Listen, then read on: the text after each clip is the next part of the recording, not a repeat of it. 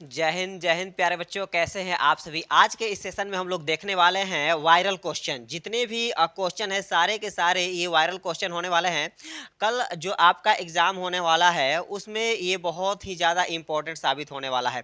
तो मेरे प्यारे बच्चों जल्दी से तैयार हो जाइए पेन और पेपर लेकर, और सारे क्वेश्चन को नोट कर लीजिए ताकि आपका एग्जाम में एक भी क्वेश्चन छूटे नहीं। तो देखिएगा आप सभी के सामने जो फर्स्ट क्वेश्चन आ रहा है ये है, कह रहा है बाबू कि ऊर्जा का एसआई मात्रक बताना है कि ऊर्जा का एसआई मात्रक क्या होता है। तो इनमें से ऊर्जा का एसआई मात्रक होता है जूल। ऑप्शन ए डी सही जवाब होगा। ठीक है, अब आइए नेक्स्ट क्वेश्चन याद कर लीजिएगा, ऊर्जा का एसआई मात्रक जूल होता है। अब नेक्स्ट क्वेश्चन है क्वेश्चन नंबर सेकंड। देखिए कह रहा है कि निम्नलिखित में से कौन आधारी राशि है। बताना है कि निम्नलिखित में से कौन सी आधारी राशि है।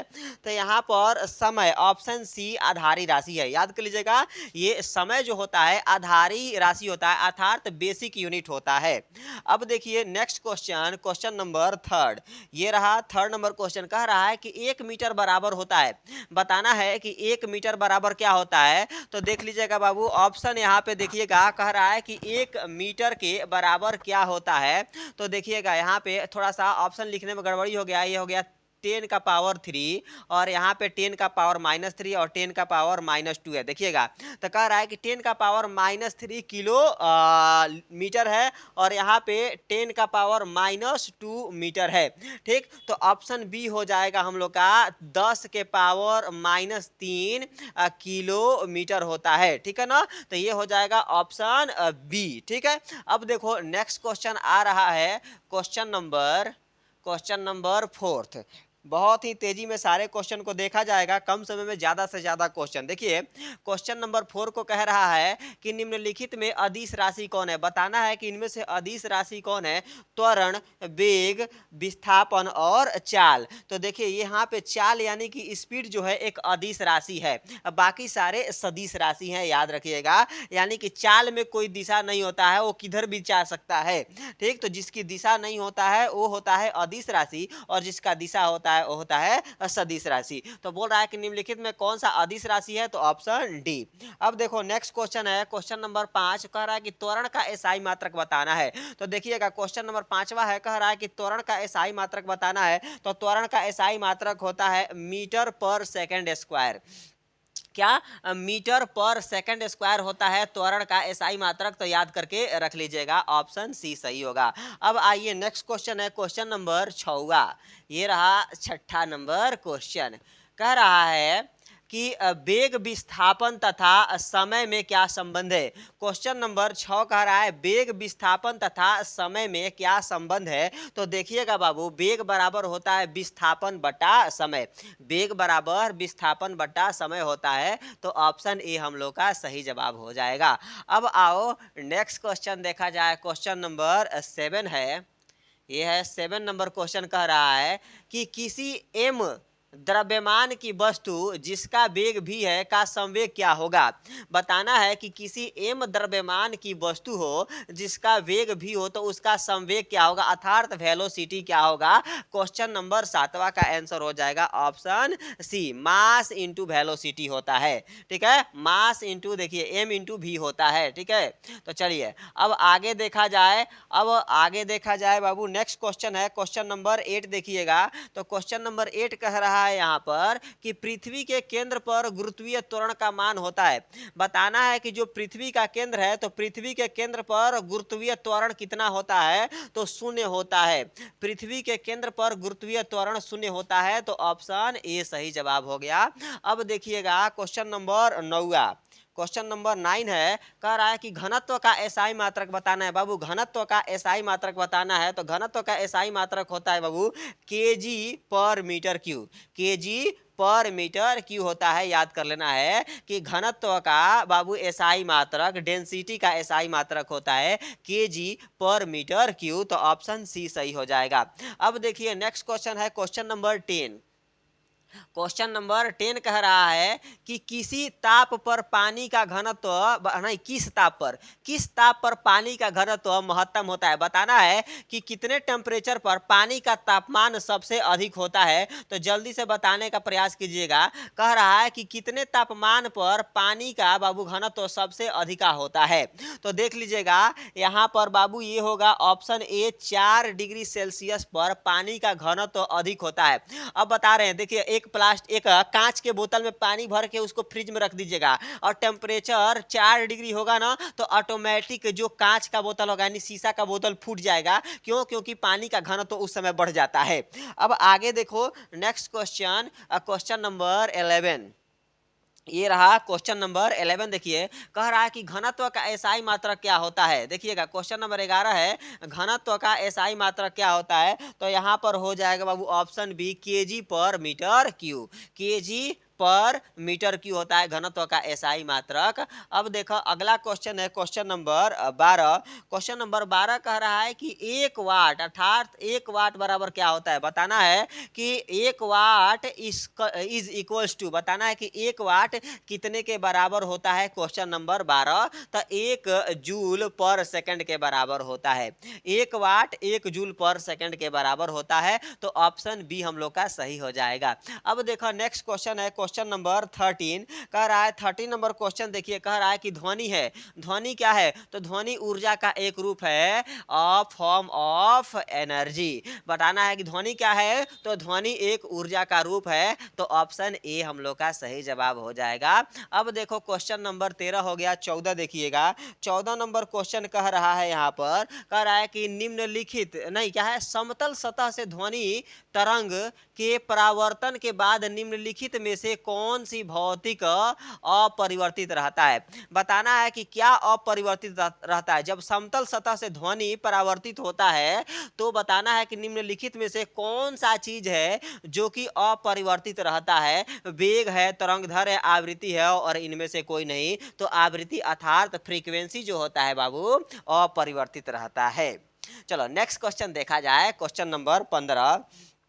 तो ये रहा क्वेश्चन नंबर 15 कह रहा है कि धनुष की तानित डोरी में कौन सी ऊर्जा संचित होती है। बताना है बाबू कि जब धनुष के डोरी को तान कर और छोड़ते हैं तो उसमें बाबू कौन से ऊर्जा संचित रहता है। तो ऑप्शन ए है स्थितिज ऊर्जा, ऑप्शन बी है गतिज ऊर्जा, ऑप्शन सी है उष्मीय ऊर्जा, और ऑप्शन डी है रासायनिक ऊर्जा।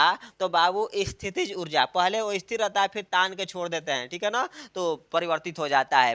तो बाबू उसमें स्थितिज ऊर्जा रहता है धनुष की डोरी में। तो ऑप्शन ए सही जवाब हो जाएगा। अब देखा जाए नेक्स्ट क्वेश्चन आ रहा है 16 नंबर। 16 नंबर कह रहा है कि ऊर्जा का व्यावसायिक मात्रक। बताना है कि ऊर्जा का व्यावसायिक मात्रक क्या होता है। 16 नंबर क्वेश्चन का देखिएगा आंसर कह रहा है कि ऊर्जा का व्यावसायिक मात्रक क्या होता है। तो देखिएगा ऑप्शन बी होगा किलोवाट होता है, ठीक है ना, किलोवाट घंटा होता है। तो ये कल वाले भी मतलब पिछले वाले क्लास में भी ये क्वेश्चन हम लोग कर चुके हैं। अब देखो नेक्स्ट क्वेश्चन है क्वेश्चन नंबर 17। देखिएगा 17 नंबर क्वेश्चन कह रहा है कि 18 किलोमीटर पर आवर का वेग मीटर सेकंड में कितने के बराबर होगा। बताना है कि 18 किलोमीटर पर आवर का वेग मीटर पर सेकंड में कितना होगा। तो बाबू यहाँ पर देख लीजिएगा, उसको चेंज कीजिएगा तो आएगा ऑप्शन सी 5 होगा, ठीक है ना, 5 मीटर पर सेकंड आएगा। ये चेंज करने का फॉर्मूला होता है, लेकिन हम बहुत तेजी में है इसलिए फॉर्मूला का चर्चा नहीं करेंगे। ठीक, अब आगे नेक्स्ट देखो क्वेश्चन नंबर 18 कह रहा है कि ध्वनि तरंगों की चाल सबसे अधिक होती है। बताना है कि ध्वनि तरंगों की चाल इनमें से किसमें सबसे ज्यादा होती है। ठोस, द्रव, गैस और तीनों में से समान होता है। तो बाबू देखिएगा ठोस में सबसे ज्यादा होता है। ध्वनि तरंग की चाल सबसे ज्यादा ठोस में होता है। तो ऑप्शन ए सही जवाब हो जाएगा। अब देखो नेक्स्ट क्वेश्चन है क्वेश्चन नंबर 19। तो 19 नंबर क्वेश्चन कह रहा है बाबू कि श्रव्य ध्वनि का पराशर होता है, ठीक है ना, ऑडिएबल रेंज ऑफ साउंड, जो सुनने योग्य जो साउंड है उसका पराशर क्या होता है। तो देखिएगा कह रहा है कि 0 से 20 हर्ज, 20 हर्ज से 20,000 हर्ज, और यहाँ पे 20 से बोल रहा है 2,000 हर्ज, और ये बोल रहा है कि 20,000 से अधिक। तो यहाँ पे देखिएगा ऑप्शन बी होगा 20 से 2000 20 से 20,000 हर्ज तक का अगर साउंड रहता है तो सुनाई देगा, उससे ज़्यादा हो जाए या कम हो जाए तो सुनाई नहीं देगा। तो क्वेश्चन नंबर 19 का ऑप्शन बी हो गया। अब देखिए क्वेश्चन नंबर 20 है, कह रहा है यहाँ पर क्वेश्चन नंबर 20 कह रहा है कि तरंग की आवृत्ति n, तरंगदैर्घ्य f एवं चाल v से संबंध है।